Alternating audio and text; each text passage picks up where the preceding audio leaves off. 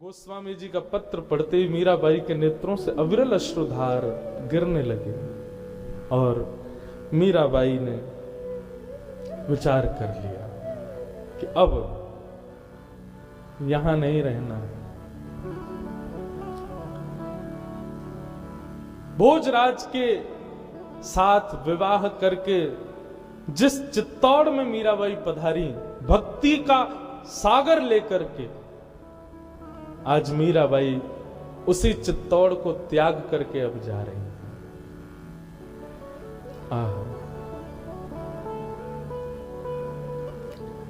ऐसा वर्णन आता है कि मीराबाई पूरे चित्तौड़ में 30 वर्ष तक रही। मीराबाई 20-25 वर्ष तक रही। एक एक कक्ष का दर्शन किया, कहां कहां ठाकुर जी ने उनके साथ लीलाएं की, उन सब का दर्शन किया।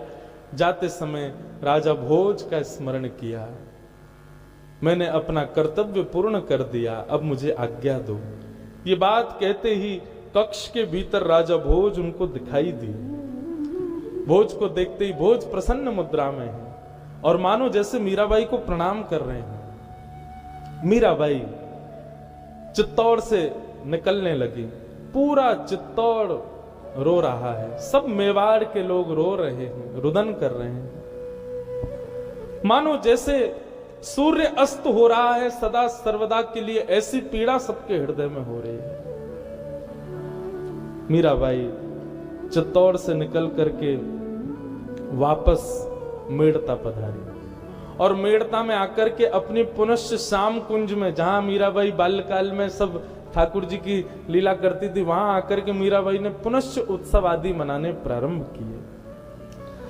परंतु बंधुओं, कुछ दिन में मीराबाई का अब मन विचलित हो गया और एक दिन मीराबाई बैठे बैठे श्याम कुंज में विचार करती हैं, चलो कहां?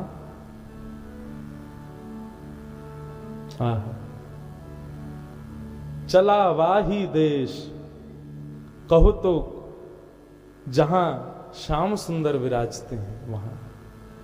और मीराबाई के मन में आया कि अब चलो कहां? श्री वृंदावन धाम। वृंदावन की चेतना आते ही, वृंदावन की चित्त में स्थिति आते ही मीराबाई प्रसन्न हो गई और साधु ने कह दिया कि अब तक तो श्याम सुंदर तुमको स्मरण कर रहे थे, परंतु अब वृंदावन की स्मृति हो रही है तो निश्चित श्री जी तुमको याद कर रही है। मीराबाई चलो वृंदावन। मीराबाई बंधुओं, वृंदावन मीराबाई जैसे जाती है ना, वो प्रसंग पढ़ के ना जाने कितनी बार नेत्रों में आंसू आए। चलते चलते मीराबाई रुक जाती हैं, वहीं पर ही गिर जाती हैं। इतना विरह, आनंद भी हो रहा है और विरह भी हो रहा है।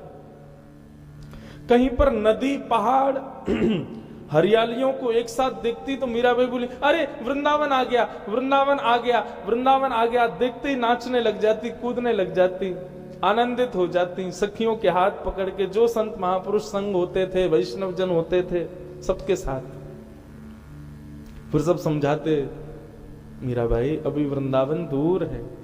और जैसे ही बताते दूर है, सोई मूर्छित होकर गिर जाती। कितना दूर है अभी? मेरा असली देश तो वही है, मेरा सर्वस्व तो वृंदावन ही है। मैं अभाग्नी इतने वर्षों बाद वृंदावन जा रही हूं। ऐसे कभी चेतना, कभी अचेत होते होते मीराबाई वृंदावन पहुंची। वृंदावन आने के बाद कितने दिन तक तो मीराबाई को चेतना ही नहीं आई। उसके बाद जैसे तैसे थोड़ा चैतन्य हुई, तब वृंदावन को प्रणाम किया। संग में आए हुए कुछ सेवक भी थे। मीराबाई ने खूब मना किया उनको कि भाई आप लोग अपने अपने घर में रहो, पर वे लोग बोले कि हमारा तो सर्वस्व आप ही हो, आपने हमारे भीतर भक्ति जगा दी, अब उसको हम नष्ट कैसे करें? अब आप ही हमारा सर्वस्व हो। आप गिरधर लाल को देखते हो, हम आपको देखते हैं, आप में ही हमको गिरधारी दिखते हैं। तो मीराबाई के साथ कुछ 2-3 सेविकाएं रहती हैं। वृंदावन भ्रमण करती हैं तो सबको तो वृंदावन की गली, मोहल्ले, मंदिर आदि दिखते हैं, लेकिन मीराबाई जब वृंदावन में घूमती है तो उनको हर स्थान पर पहली बार वृंदावन गई हैं, लेकिन सखियों के हाथ पकड़ कर, ये ना ये भांडीर वन है, यहां पर ठाकुर जी ने ये लीला की थी, ये चीर घाट है, यहां गोपियों के चीर लेके ठाकुर जी चढ़ गए थे। थोड़ी आगे जाकर के वहां दिखाती, बोले ये काली दह, यहां पर कालिया नाग के ऊपर ठाकुर जी ने नृत्य किया था। सखियां बोले, भाई जी, भाई साहब, आप तो पहली बार आई हो वृंदावन, आपको कैसे पता कहां क्या कैसी लीला हुई? बोले मुझे दिख रही है लीला। मीराबाई जहां दृष्टि डालती वहां वो लीला दर्शन होता था उनको। ऐसी स्थिति।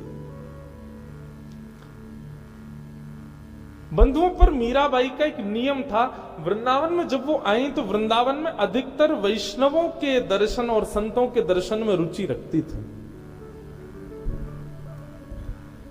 कितने संत कितने वैष्णव वृंदावन में हैं, सबकी खोजबीन करवाती और फिर एक एक करके सबके पास जाती और सबके पास जाकर के सत्संग लाभ लेती।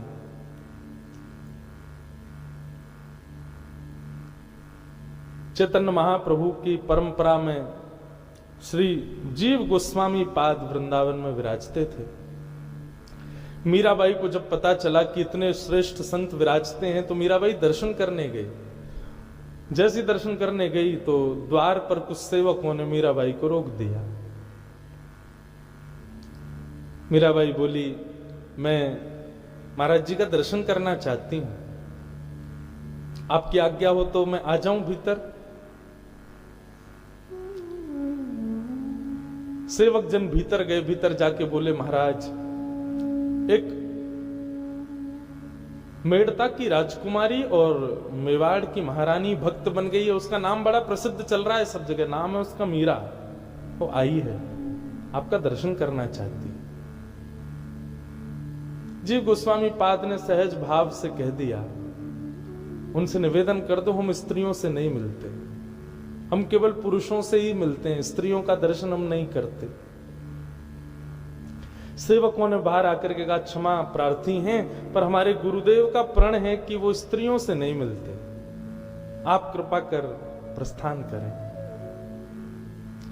मीराबाई ने जैसे ही सुना तो मीराबाई कुछ नहीं बोली, बोले अच्छा चलो, अच्छा हुआ, एक संशय मेरा दूर हो गया यहां आकर, भले ही महाराज जी का दर्शन मुझको नहीं मिला, लेकिन एक संशय मेरे अंदर का निकल गया। सेवकों ने पूछा, कैसा संशय?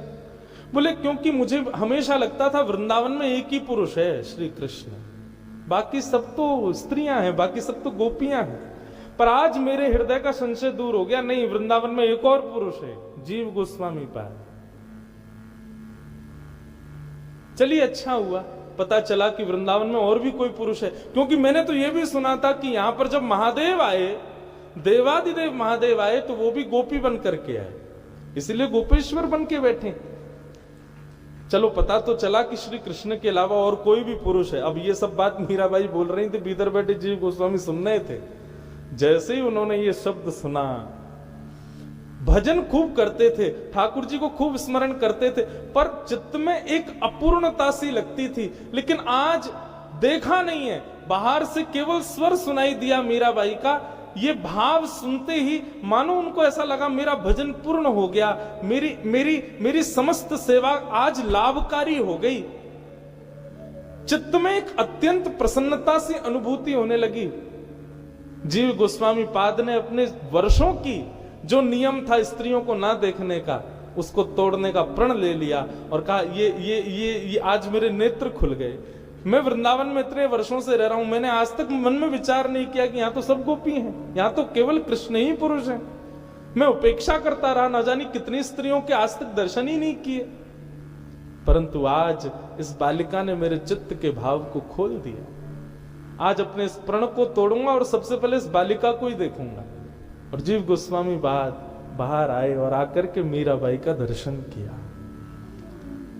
स्वर सुनकर के जब हृदय में इतना आनंद हुआ तो सोचो, दर्शन करके तो जीव गोस्वामी पाद ने प्रणाम ही कर लिया मीराबाई को।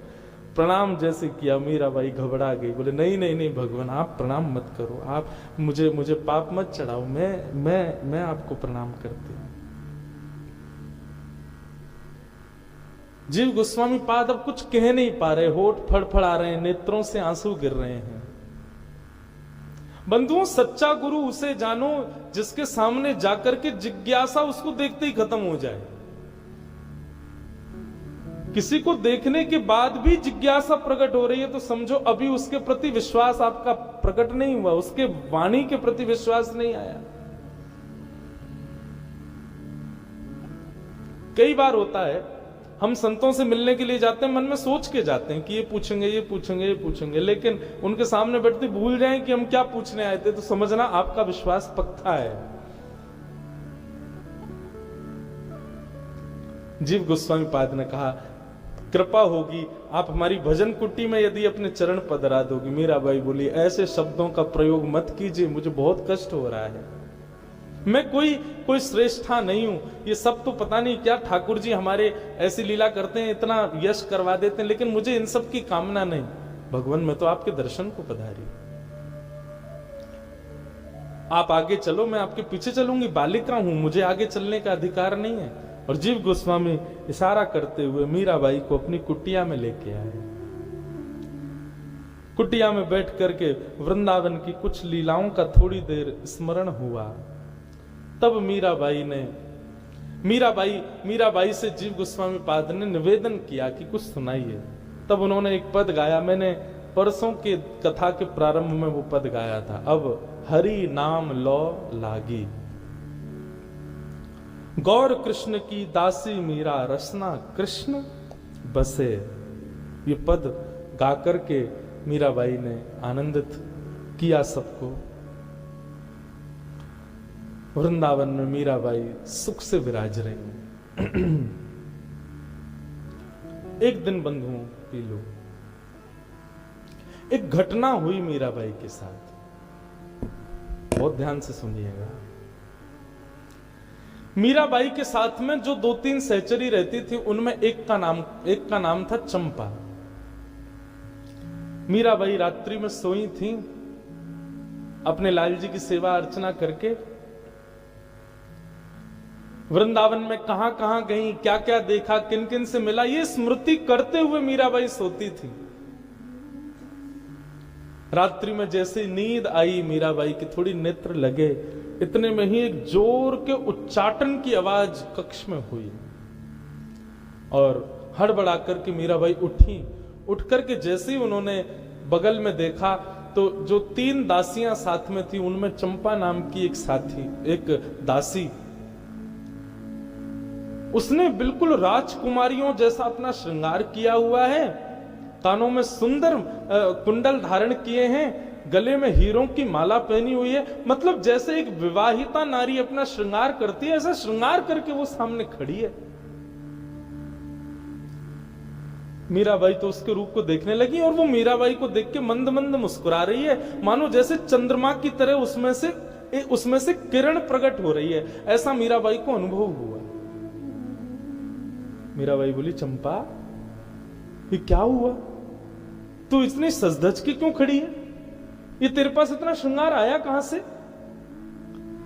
चंपा धीरे धीरे मीराबाई के पास आई और अधरों पर अपनी उंगली रख के मानो उनको शांत किया और उच्चारण करती है, माधवी चल मेरे साथ। ये मुझे माधवी क्यों कह रही है? चंपा तुझे क्या हुआ, तू मुझे माधवी क्यों बोल रही है? चंपा ने फिर उंगली रखी, बोले मतलब शांत रहो, चलो मेरे साथ। और मीराबाई का हाथ पकड़ करके चंपा आगे आगे चल रही है। सेवा कुंज में रहती थी मीराबाई, हमारा पुराना घर सेवा कुंज में ही है। जिस भवन में मीराबाई रहती थी, उस कक्ष के जैसे ही बाहर मीराबाई आई चंपा के साथ अर्धरात्रि का समय, तो वृंदावन जैसा वो देखती थी वैसा दिख नहीं रहा था, और जैसा उनकी अनुभूति में आता था वैसा भी नहीं था, कुछ अलग ही था। जैसे वायु स्पर्श करती है, वैसे मीराबाई के कान में मानो कृष्ण, माधव, गोपाल, मधुसूदन, हरि, ये सारे नाम स्पर्श कर रहे थे। अनंत गोपियां कृष्ण की चर्चा करती हुई यहां से वहां घूम रही थी, हाथ पकड़ करके चंपा आगे आगे चल रही थी। तभी एक नव कुंज के अंदर मीराबाई को अपने हाथ से लेकर के चंपा जैसे ही पहुंची, उस कुंज में दो अत्यंत सुंदरी गोपियां वो चंपा के पास गईं और जाकर के बोली, अरे उसका कोई पूर्व नाम था, उस नाम से उच्चारण करके कहा, आ गई तू, बड़े दिन में आई है। और ये, अरे ये तो माधवी है ना हमारी। बोले हाँ माधवी है। सब जाकर के माधवी को गले लगाने लगे। मीराबाई बोली, ये कौन है सब, मुझे गले क्यों लगा रहे हैं, मुझे माधवी क्यों बोल रहे हैं।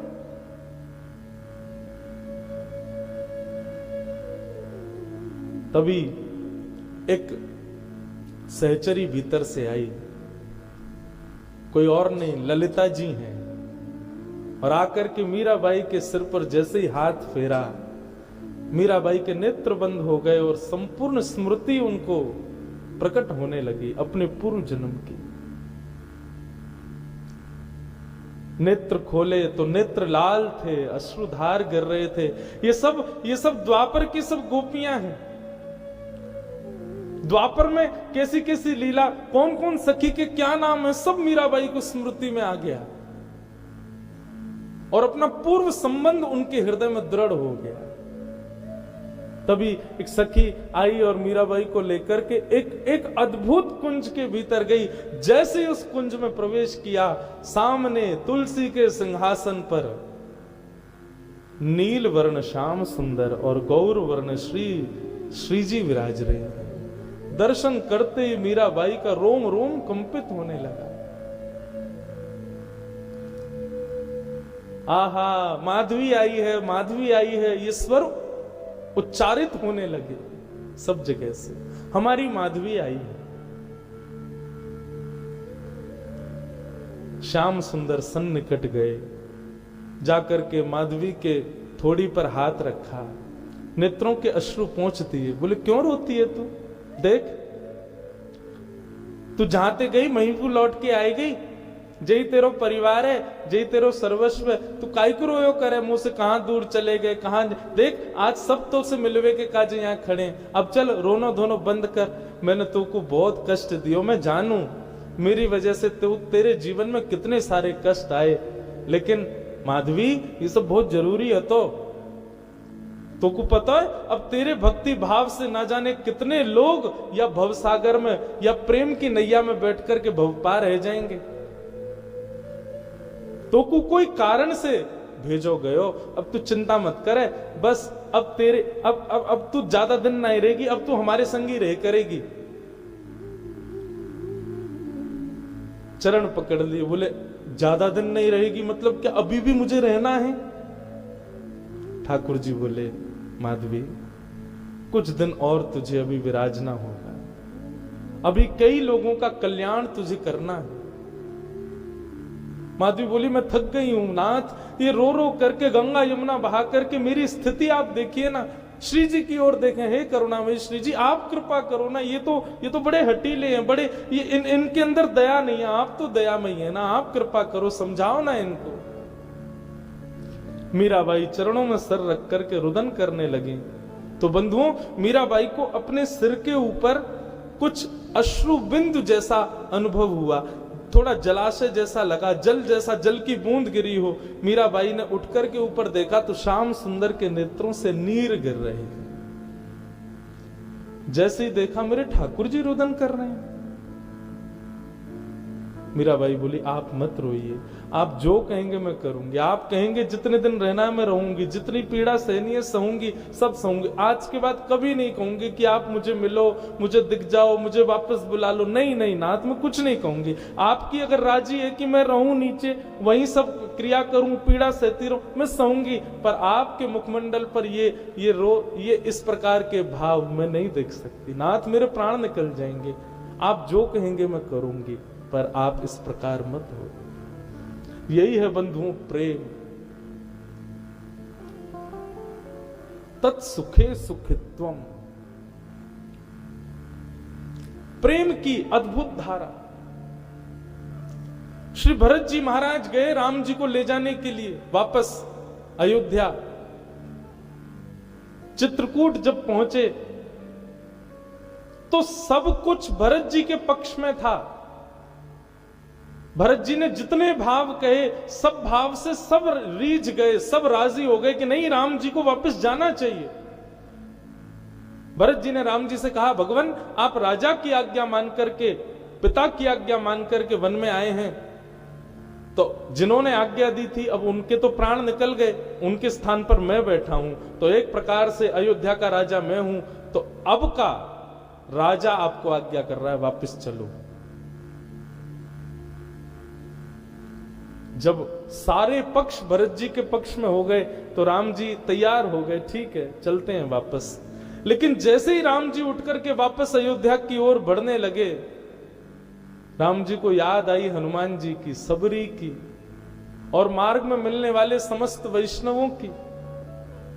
ठाकुर जी बोले, रावण को मारना मेरा उद्देश्य नहीं है, जितनी देर में लक्ष्मण अपनी पलक झपकता है, यदि मैं सोच भर लूं तो रावण के प्राण निकल जाएं।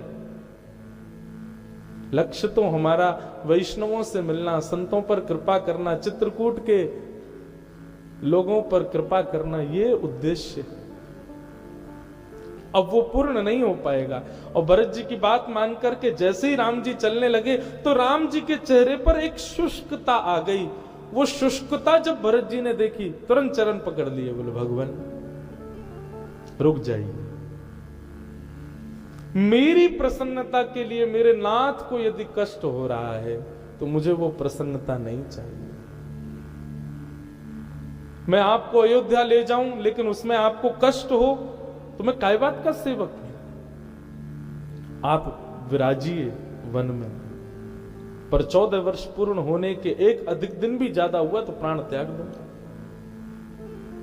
इसलिए हमारी मानस जी में भरत जी के प्रेम को वृंदावन की गोपियों के प्रेम के समान बताया गया, क्योंकि गोपियों का प्रेम, भरत जी का प्रेम तत्सुखे सुखित्वम, जिसमें हमारा प्रियतम प्रसन्न है उसमें हम प्रसन्न हैं। कोई जिद नहीं है, कोई अभिलाषा नहीं है। मीराबाई का यही प्रेम है, नाथ में रहूंगी, आप आज्ञा कर दे मैं रहूंगी।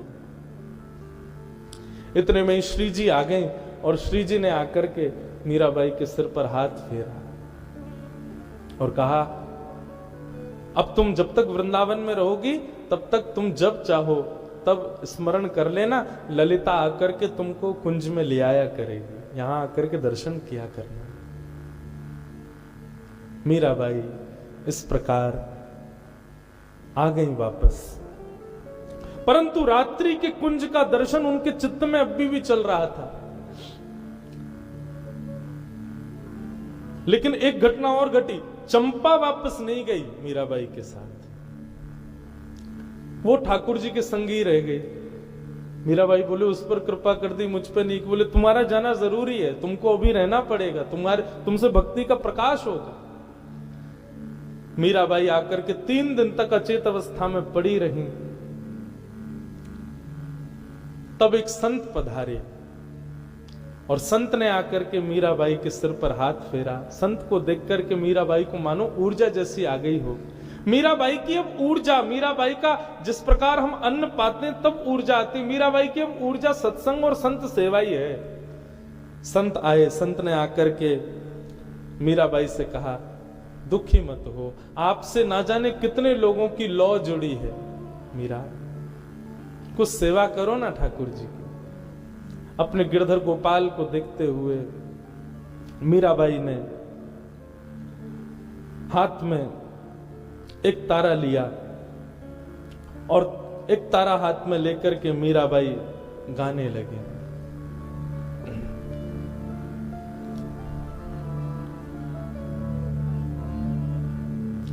चाकर रहे सू बाग लगासू, नित उठ दर्शन पासू, वृंदावन री कुंज गलन में हरि की लीला गासू, श्याम मने चाकर राखो जी, श्याम मने चाकर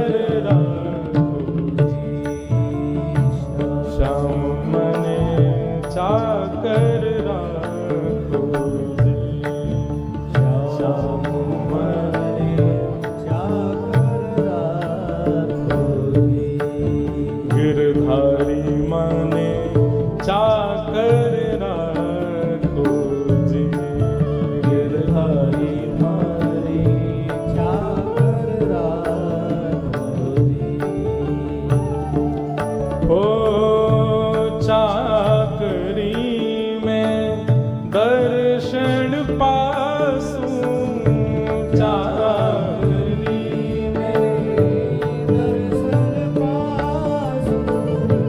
सुमिरन पासु खर्ची हो,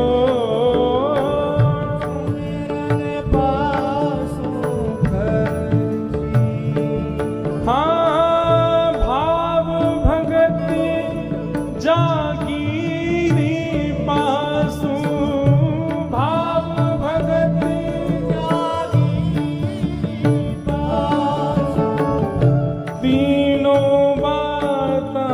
सर से श्याम मन चाकर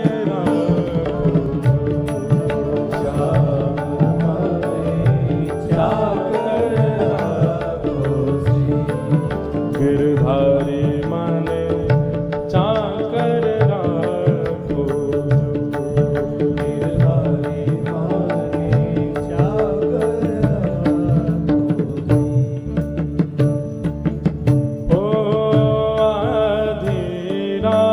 प्रभु दर्शन दीना, आधी रात प्रभु दर्शन दीना।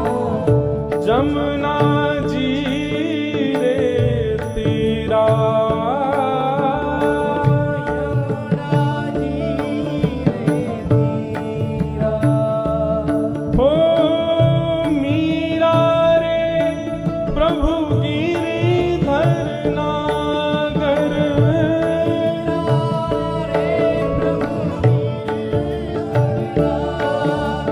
मीरा रे प्रभु नटवर नागर, मीरा रे प्रभु नटवर नागर। हिवड़ो घणो धीरा, हिवड़ो घणो ओ हिवड़ो घणो धीरा, श्याम मन चाकर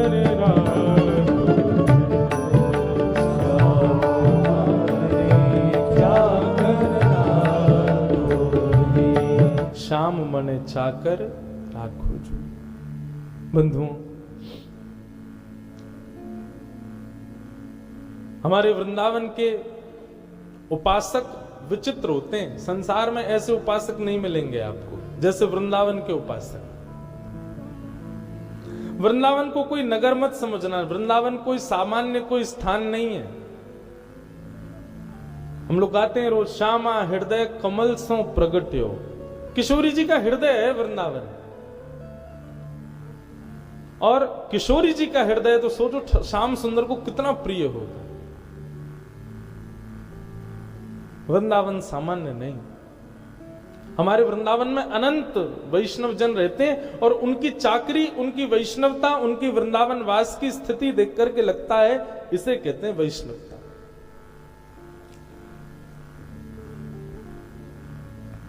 मीराबाई वृंदावन में रहती हैं, संतों के पास जाती हैं, दर्शन करती हैं, और रात्रि में लीला का दर्शन करती हैं।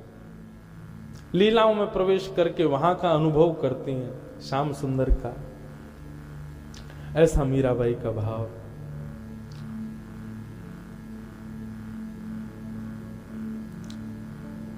एक दिन मीराबाई रात्रि को जब कुंज में माधवी के रूप में पहुंची, तब ठाकुर जी ने मीराबाई को आज्ञा की कि माधवी, अब आप इस कुंज में मत आया करो। कितना विरह दे रहे हैं ठाकुर जी। मीराबाई रोने लगी, नाथ अब क्या अपराध बन गया? बोले अपराध नहीं बना है आपसे। आप ज्यों ज्यों इस कुंज में आती हैं त्यों त्यों आप पृथ्वी पे रहने के सारे जो लक्षण होने चाहिए वो नष्ट होते जा रहे हैं आपके। संसार में रहने के जो मानव के अंदर गुण अवगुण होने चाहिए, इस कुंज में नित्य आने से, श्री जी का दर्शन करने से, सखियों के साथ लीला विहार देखने करने से आपका वो मीरा का जो एक तन का देह का रूप होना चाहिए पृथ्वी पर रहने का, वो सब नष्ट होता जा रहा है। अब आप इस कुंज का केवल स्मरण करो। अब आपके कुछ शेष जीवन के कुछ विशिष्ट क्षण बाकी हैं, उनको अब आप भगवत भक्तों को सुधारने में लगाओ। मैं जल्दी शीघ्र ही आप पर कृपा पुनः करूंगा। मीराबाई श्री जी के पास गई और श्री जी के चरण रज को अपने वस्त्र के किसी भाग में बांध करके मीराबाई वापस आ गई। अब जब भी विरह होता है, श्री जी की चरण रज मुख से लगाती है, माथे से लगाते हैं, हृदय से लगाती है और अपने आप को शांत करती है। हमारे वृंदावन प्रणाली में कहते हैं, श्याम सुंदर का विरह जिसको होता हो वो श्री जी का नाम लेना प्रारंभ कर दो, क्योंकि श्री जी श्याम सुंदर के प्रेम के होने वाले विरह को शांत करती है। श्री जी का स्वभाव है। मीराबाई आ गई। एक दिन मीराबाई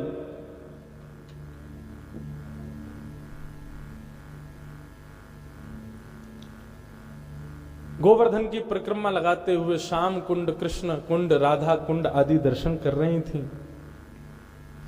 तभी वहां चंपा सखी का दर्शन हुआ। मीराबाई बोली, तुम तो अंतर्ध्यान हो गई, अब मिली हो। ऐसी ऐसी अनुभूतियां होने लगी मीराबाई को जो सामान्य नहीं थी। तब चंपा ने कहा कि ठाकुर जी ने आपके लिए एक संदेश भेजा है मीराबाई। मीराबाई बोली, अब क्या आज्ञा है? बोले, आज्ञा यह है कि अब आप वृंदावन से द्वारिका प्रस्थान कर जाओ। मीराबाई रोने लगी, बोले, मैं प्राण त्याग दूंगी अभी राधा कुंड में कूद करके। मुझे कुंज में आने से मना कर दिया, मिलने से मना कर दिया, आप कह रहे वृंदावन छोड़ के चली जाओ। क्यों? द्वारिका क्यों जाऊं?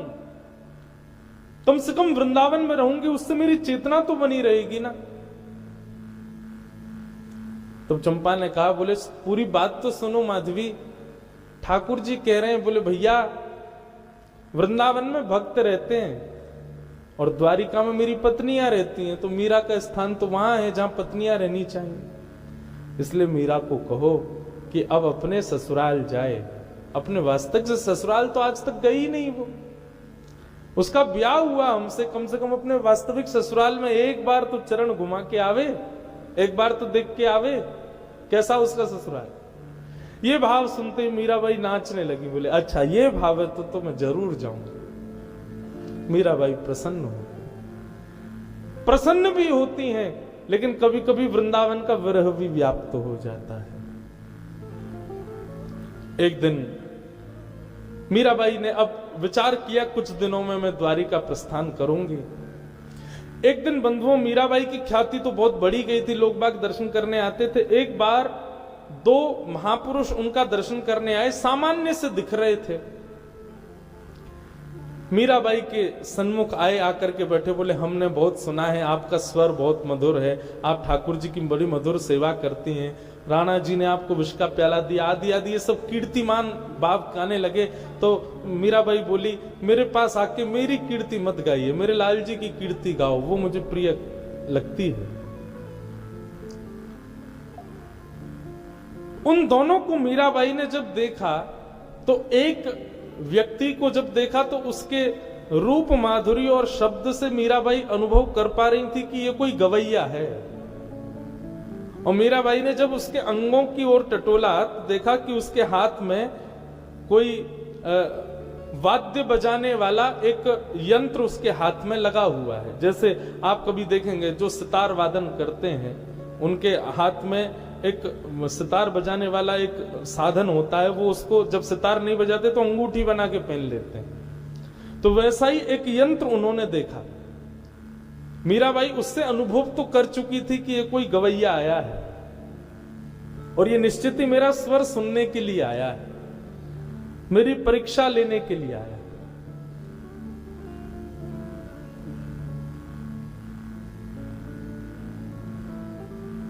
जयस मीराबाई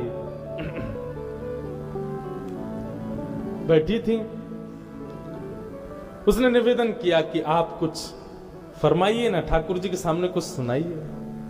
मीराबाई का बंधुओं चरित्र पूरा पदों से ही भरा हुआ है। इतने पद हैं कि ना चाहते हुए भी, मैं तो बहुत कम गाता हूं, लेकिन मीराबाई के तो हर भाव में एक पद विद्यमान है। आहा।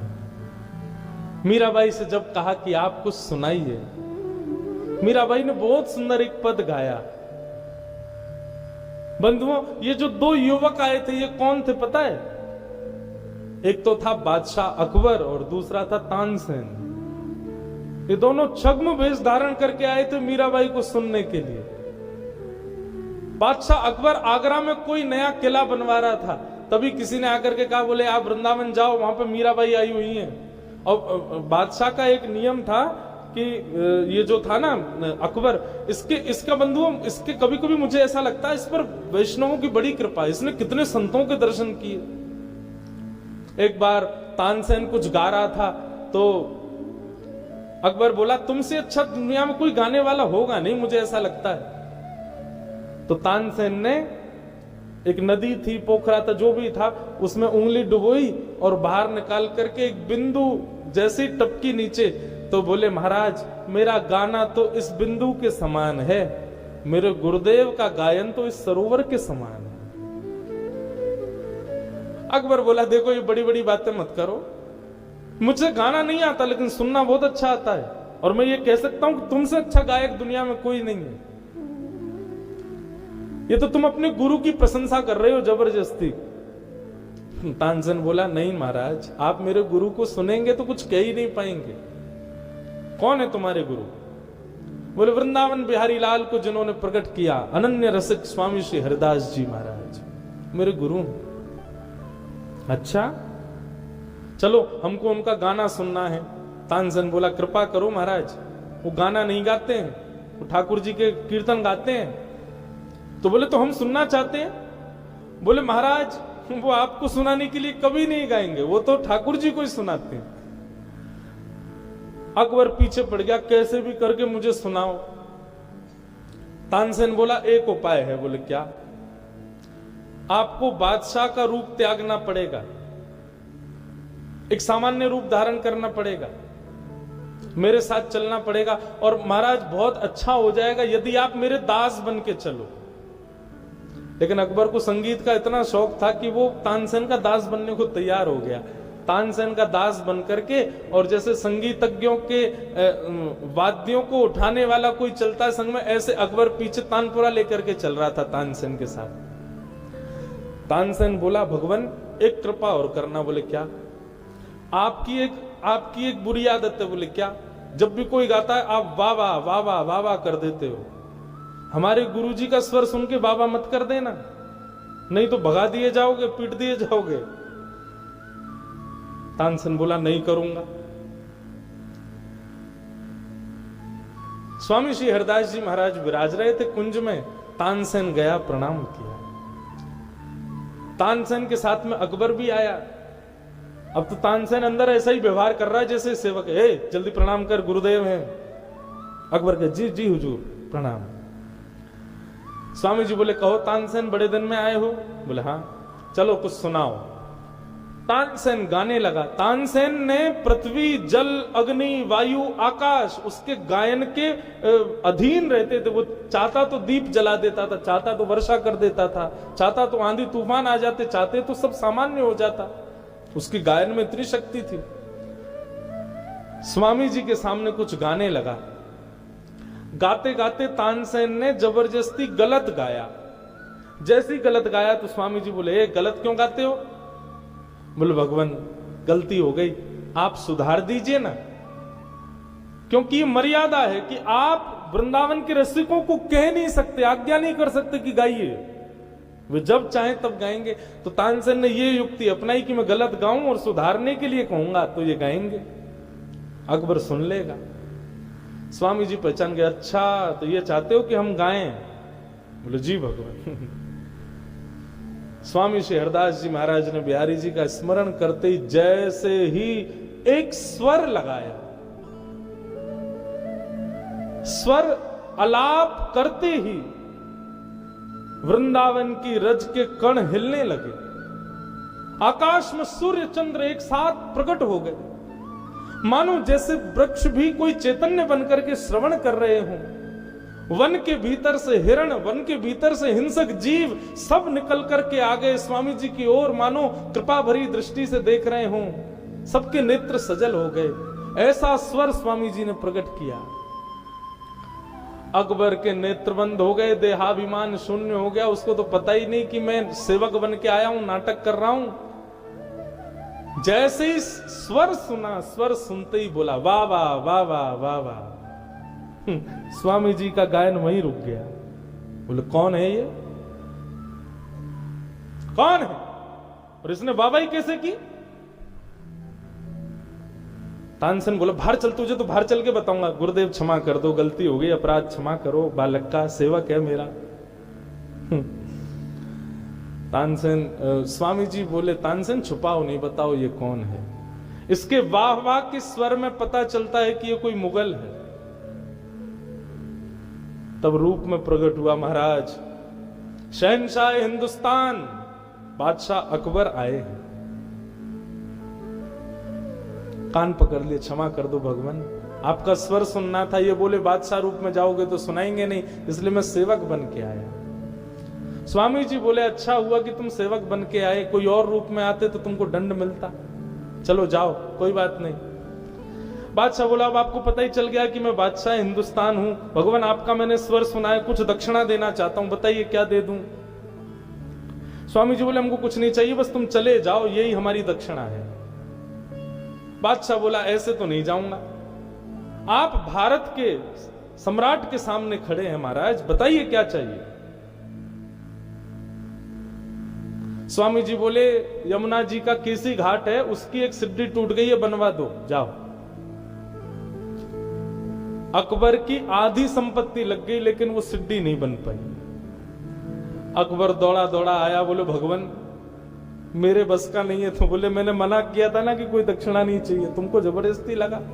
तो ये कथा मैंने क्यों सुनाई, अकबर भले ही मुगल था लेकिन अकबर को आप देखेंगे उस पर संतों की बड़ी कृपा, संतों का खूब दर्शन किया। आज अकबर को जब पता चला कि भक्तिमती मीराबाई आई हैं तो अकबर रूप बदल करके तानसेन के साथ उनका स्वर सुनने आया। दोनों रूप बदल करके बैठे, लेकिन मीराबाई को अनुभव हो गया था कि ये कोई छद्म वेश में आए हैं, इनके आव भाव स्वर से पता चल रहा है कि ये कौन है। आहा, मीराबाई ने एक तारा लेकर के स्वर छेड़ दिया।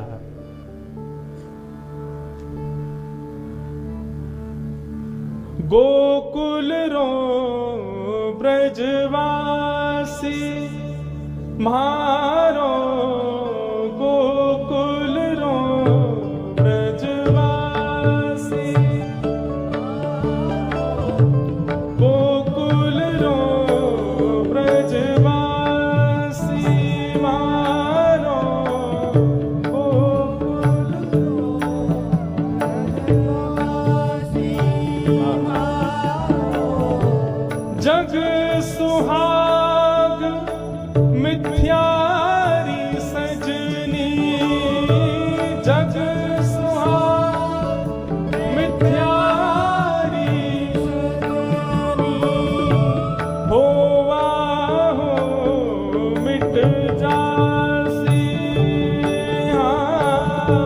होवा हो मिट जासी मारो, गोकुल रो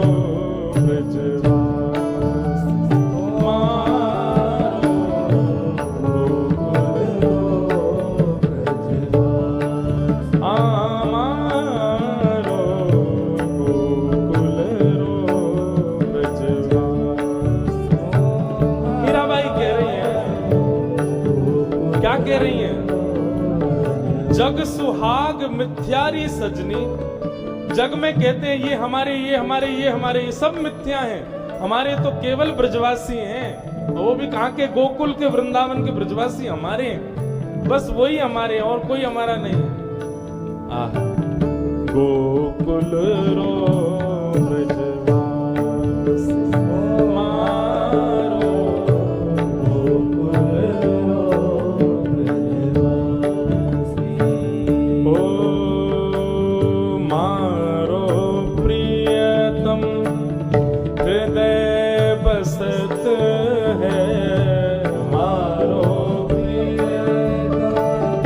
हृदय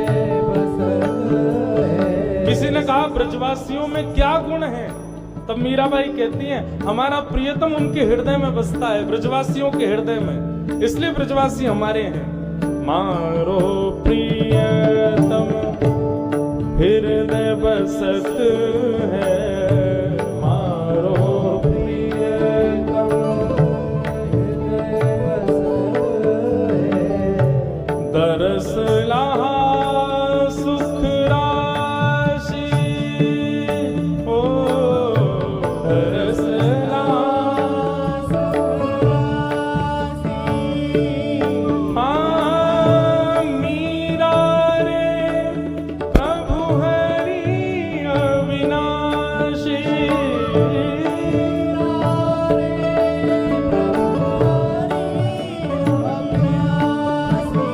मीरा रे प्रभु हरि अविनाशी,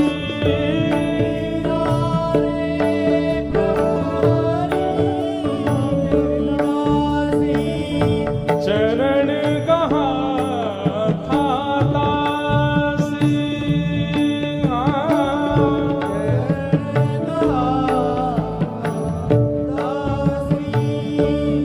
ओ चरण कहा था दासी, दासी गोकुल राम ब्रजवासी, मारो गोकुल राम हे मारो गोकुल राम ब्रजवासी,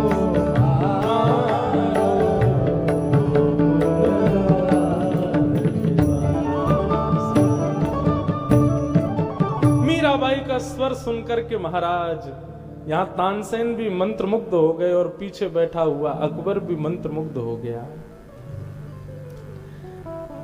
अकबर ने अपने जेब से एक सुंदर आभूषण निकाल करके मीराबाई के सामने रखा।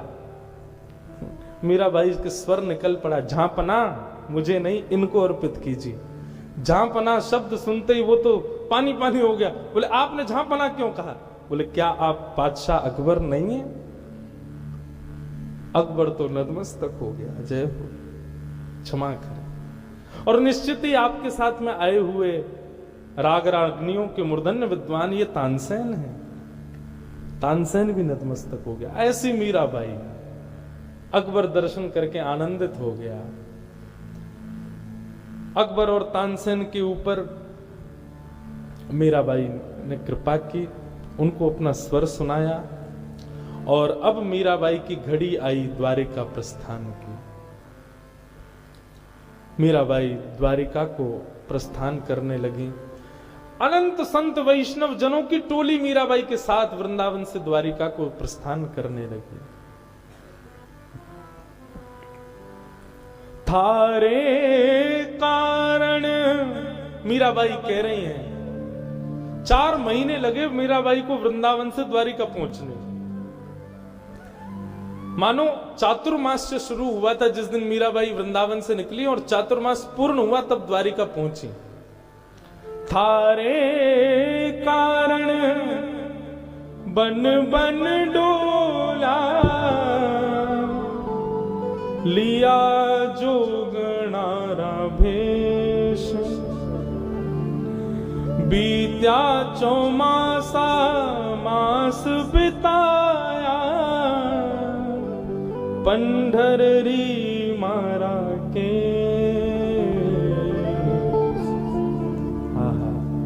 मीराबाई 4 महीने चलते चलते आनंद कीर्तन करते हुए द्वारिका पधारी। द्वारिका में आकर के मीराबाई जहां भी जाती है वहां उनको श्याम सुंदरी दिखते हैं। जैसे ही द्वारिका में प्रवेश किया मीराबाई को रुक्मणी जी दिखने लगी।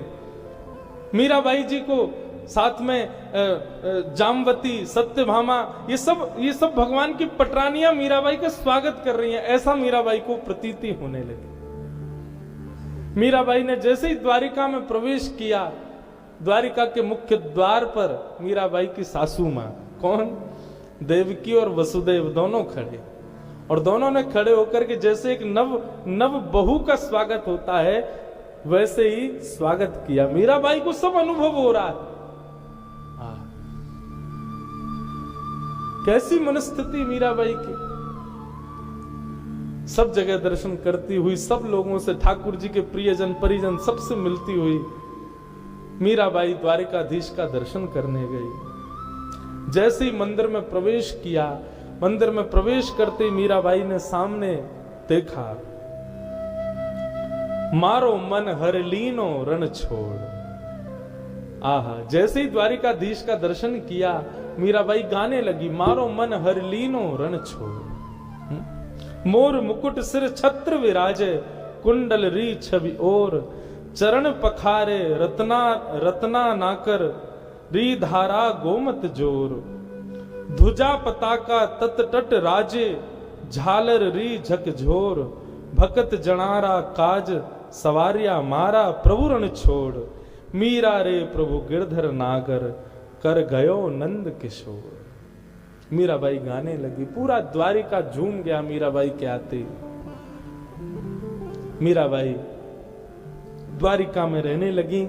द्वारिका में भी संत जनों के पास जाकर के मीराबाई खूब सुख से विराजती। कई वैष्णव जन आते, अपने हृदय के प्रश्न संशय लेके आते, पर मीराबाई को देख के सबके संशय अपने आप समाधान हो जाते। इस प्रकार मीराबाई सब जगह सत्संग की प्रवाह से सबको आनंदित करने लगी। एक दिन मीराबाई को बहुत विरह वेदना हुई। इतनी विरह वेदना हुई कि एक द्वार पर एक जोगी आया, अलख निरंजन। सेवकों ने देखा कि आइए भगवान पधारिए। बोले हम मीरा का दर्शन करने आए हैं। बोले हमारी बाई साहब तो अचेत पड़ी हैं, अस्वस्थ हैं। बोले ले चलो मुझे उनके पास। जैसे उनके पास लेकर के गए बंधुओं, श्याम वर्ण था, एक साधु के वेश में आए थे। आकर के मीराबाई के सिर पर जैसे ही हस्त कमल पधराया, हस्त कमल पधराते धीरे धीरे मीराबाई को चेतना आने लगी। आकर के जैसे ही देखा, साधु को देख करके कहने लगी, आप कौन? जोर से साधु हंसा। हंसी सुनते ही मीराबाई बोली, ये हंसी तो मैंने कहीं सुनी है, ये हंसी तो मेरे कानों में गूंजती रहती है। श्याम सुंदर। जैसे ही श्याम सुंदर कहा, बोले अरे हम श्याम सुंदर नहीं है, आपकी तो दृष्टि ऐसी हो गई है, जिसको देखती हो श्याम सुंदर ही दिखते हैं आपको। हम श्याम सुंदर नहीं है, हम तो साधारण संत हैं। नहीं नहीं, आप श्याम सुंदर हो, आप निश्चित श्याम सुंदर। अरे हमारा वर्ण देख के आपको लग रहा होगा हम श्याम सुंदर नहीं है। मीराबाई की दृष्टि अब ऐसी होने लगी, वो जिसको देखती है उसमें श्याम सुंदर का एक गुण भी होता है। कोई रूप से भले ही सांवला ना हो, लेकिन नेत्र थोड़े से कटाक्ष हो, श्याम सुंदर। किसी की चाल थोड़ी सी बाकी हो तो ये श्याम सुंदर। घुंघराले केश हो तो वो भी श्याम सुंदर। श्याम वर्ण का कोई दिख जाए तो ये भी श्याम सुंदर। सब जगह जैसे जैसे भक्ति के रूप प्रकार श्रीमद् भागवत में बताए गए बंधुओं, एक एक करके समस्त प्रकार मीराबाई में प्रकट हो गए।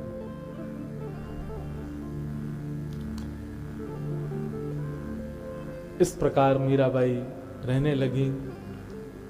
बंधुओं, अब मीराबाई तो द्वारिका आ चुकी थी, परंतु मेवाड़ की स्थिति बहुत बिगड़ गई। जिस दिन मीराबाई मेवाड़ से गई, उस दिन से ही मेवाड़ में अन्न जल की कटौती होने लगी। लोग भूख प्यास से मरने लगे। मेघों ने ना जाने कितने वर्षों से मेवाड़ की भूमि पर वर्षा की ही नहीं है। वनस्पतियां खत्म होने लगी, नदी सब तालाब पोखर सूखने लगे, अकाल पड़ गया मेवाड़ में।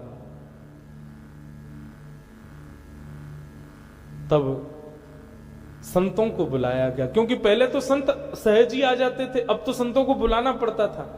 बोले भगवान बताइए ना क्या करें। तब संतों ने कहा, भक्त अवज्ञा तुरत भवानी।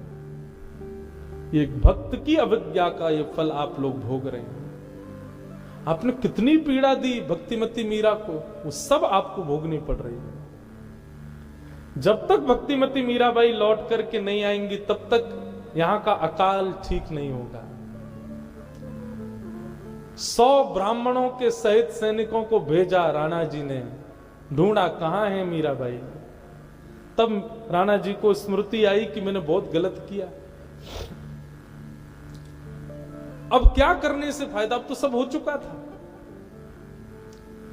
100 ब्राह्मणों को भेजा, सैनिकों के साथ द्वारिका आ गए। द्वारिका में खोजते हुए मीराबाई के पास पहुंचे। मीराबाई से जाकर के सबने प्रणाम करते हुए निवेदन किया, मीराबाई, हम सब लोग चित्तौड़ से पधारे हैं। आप जब से मेवाड़ छोड़ करके गई हैं, तब से मेवाड़ में वर्षा भी नहीं हुई है। मेवाड़ की स्थिति बहुत खराब है। हमारे यहाँ के कुछ संतों ने आकर के बताया, जब तक आप लौट करके नहीं जाओगी तब तक मेवाड़ की स्थिति सुधरेगी नहीं। हमारी आपसे प्रार्थना है भगवान, आप वापस चलो। मीराबाई बोली, मैं जग जंजाल से बचकर के यहां आई हूं, मुझे पुनः जग जंजाल में मत लेके चलो। भोजराज जी की इच्छा पूर्ति के लिए मैं मेवाड़ गई थी। वहां पर ठाकुर जी की खूब भक्ति की, संत महापुरुषों का आगमन, सब सहज ही हो गया था। परंतु अब मेरी इतनी स्थिति नहीं कि मैं दोबारा मेवाड़ जाऊं। आपसे प्रार्थना है, अब मुझे इसके लिए बाध्य मत कीजिए। अनेक दिनों तक वे सब लोग द्वारिका में मीराबाई के आगे पीछे घूमते रहे, प्रार्थना करते रहे, आप चले। बोले, मैं हाथ जोड़ के प्रणाम करती हूँ, सब ब्राह्मण देवताओं को दक्षिणा बांट दी, मैं प्रणाम करके कहती हूँ, मुझसे अब आप ये जिज्ञासा मत करिए, मैं वापस नहीं जाऊंगी। अब ब्राह्मणों ने खूब प्रयास किया, मीराबाई लौट करके नहीं गई। माण मीराबाई एक दिन कुछ लोगों ने आकर के बताया, बोले कि जो ब्राह्मण मेवाड़ से आए हैं वे सब अनशन व्रत पर बैठे हैं, यदि आप वापस नहीं जाओगी तो वे सब अपने प्राण त्याग देंगे। मीराबाई 56 भोग लेकर के गई, सबसे कहने लगी, आप लोग प्रसाद पाइए, इस प्रकार अनशन मत कीजिए। बोले, अब तो अनशन तभी टूटेगा जब आप अपना मुख मेवाड़ की ओर मोड़ोगे, आप हमारे साथ वापस चलोगे तभी हम लोग अनशन तोड़ेंगे। मीराबाई बड़ी दुविधा में पड़े, क्या करूं।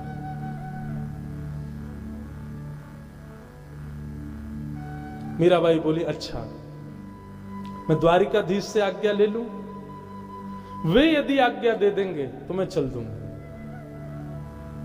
ठीक है, कब? बोले, कल सवेरे राजभोग का दर्शन करने में आऊंगी और उस समय द्वारिकाधीश से आज्ञा लूंगी। बोले, हमको कैसे पता चलेगा आज्ञा दी? बोले, मैं पद गाऊंगी, पद गाते ही कुछ ना कुछ होगा और मानो द्वारिकाधीश आज्ञा दे देंगे तो मैं निश्चित चलूंगी, मुझे कोई आपत्ति नहीं।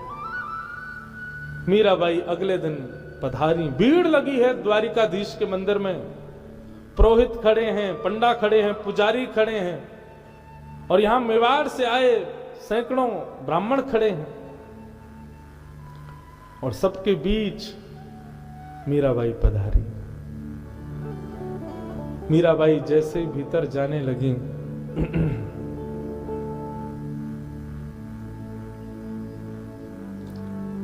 ब्राह्मणों ने रोका नहीं।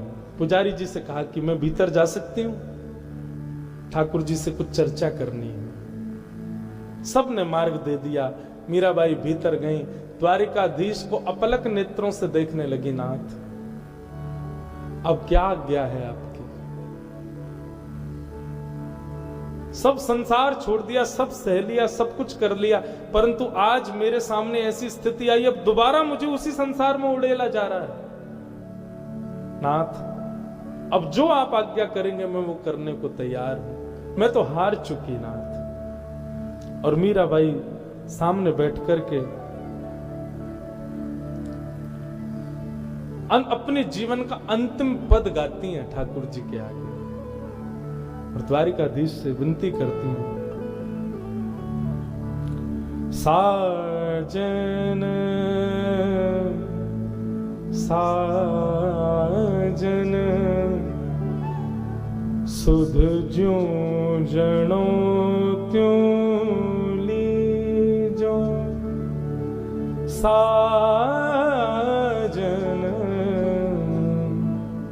सुध ज्यों जूझण्यो त्यों लीजो, तुम बिन मेरे और न कोई, तुम बिन मेरे और न कोई, कृपा राबरी कीजो, ओ कृपा राबरी कीजो, प्रियतम सुध जूझण्यो त्यों लीजो, साजन सुध जूझण्यो त्यों लीजो।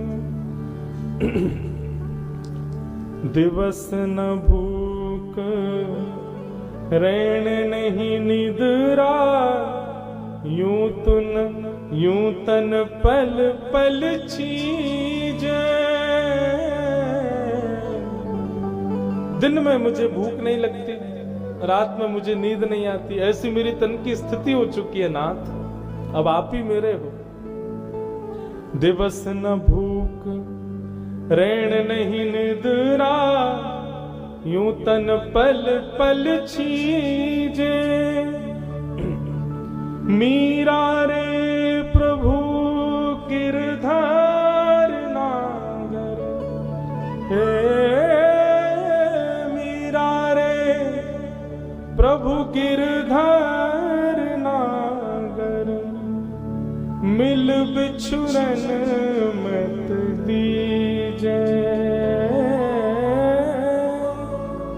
बिन मिल बिछुरन मत दीजे, साजन सुध जूझण्यो त्यों लीजे। मिल बिछुरन मत दीजे, मीरा के प्रभु गिरधर नागर, मिल बिछुरन मत दीजे, मिल बिछुरन मत दीजे, मिल बिछुरन मत दीजे। ये पंक्ति बार बार मीराबाई गाने लगी। अब आप मिल गए हो, अब मुझे अपने से दूर मत करो नाथ। ज्यों ज्यों मीराबाई ये पंक्ति गाने लगी, 4 बार तो मीराबाई ने इस पंक्ति को गाया, जैसे ही 5वीं बार गाने लगी, मिल बिछुरन मत दीजो, आधी पंक्ति ही हुई थी, अपने आप द्वारिकाधीश मंदिर के घंटे घड़ियाल बजने लगे, बड़े बड़े शंखों में अपने आप ध्वनि प्रकट होने लगी, अद्भुत तेज पुंज द्वारिकाधीश के रूप में प्रकट होने लगा। सब लोगों की आंखों के आगे मानो एक दैदीप्यमान सूर्य प्रकट हो गया हो, सब लोग अपने नेत्र छुपाने लगे। इतने में ही चतुर्भुज रूपधारी द्वारिकाधीश 4 भुजाओं से प्रकट हो गए और प्रकट होकर के मीराबाई को अपने हृदय से लगा करके अपने अंक में भर करके स्वयं में ही विलीन कर लिया। बोलो द्वारिकाधीश की। देखते ही देखते भक्तिमती मीराबाई का सुंदर वो यौवन, सुंदर वो स्वरूप द्वारिकाधीश में जाकर के विलीन हो गया। प्रियतम ने आकर के अपनी प्रियसी को आज स्वीकार कर लिया। घंटे घड़ियाल बज रहे हैं, शंख अपने आप बज रहे हैं, सब लोग देखने लगे क्या हुआ क्या हुआ क्या हुआ। एक क्षण के लिए प्रकट हुआ वो प्रकाश, एक क्षण में ही अंतर ध्यान हो गया। स्वयं द्वारिकाधीश सामने प्रकट हो गए, द्वारिकाधीश अपने रूप में परिवर्तित हो गए। सबने देखा कहां है, एक तार पड़ा है, परंतु मीराबाई तो वहां नहीं है। पुजारी जी ने जाकर के गर्भगृह में देखा, ऊपर नीचे आए बाएं दाएं सब जगह देखा, लेकिन मीराबाई नहीं दिखी। सब लोग हाँ नाथ हाँ नाथ हाँ नाथ कहकर के इधर उधर खोजने लगे, कहां है मीराबाई। तभी एक वैष्णव की दृष्टि ठाकुर जी के वक्ष पर पड़ी, तभी देखा मीराबाई ने जो वस्त्र धारण किया था, उस वस्त्र का एक छोड़ ठाकुर जी की छाती पर दिख रहा है। सब लोग हाथ जोड़ करके घुटने के बल द्वारिकाधीश के सामने बैठ गए, नेत्रों से अविरल अश्रुधार गिरने लगी। आज भक्ति की पराकाष्ठा दिखाई ठाकुर जी ने, अपनी परम भक्ता मीराबाई को स्वीकार कर लिया। मीराबाई गाती थी, कबहू मिले पिया मोरा गोविंद, कबहू मिले पिया मोरा, मिलवे को मोहे चाव घनेरो, राखूं नैना तेरा गोविंद, कबहू मिले पिया मोरा। आज वो घड़ी आई, द्वारिकाधीश ने भक्तिमती मीराबाई को स्वयं में विलीन कर लिया, और आज वही ठाकुर जी का रूप डाकोर जी में विराजमान। कथा सुनी थी ना, एक वैष्णव ले गया था ठाकुर जी को डाकोर जी। ऐसा कहते हैं कि डाकोर जी के चित्त में, वक्ष में आज भी वो वस्त्र का भाग दिखता है जो मीराबाई जिस रूप में विलीन हुई। ऐसी भक्तिमती भक्ताग्रगण्य मीराबाई को हम बारंबार प्रणाम करते हैं। बोलो भक्त वत्सल भगवान की, द्वारिकाधीश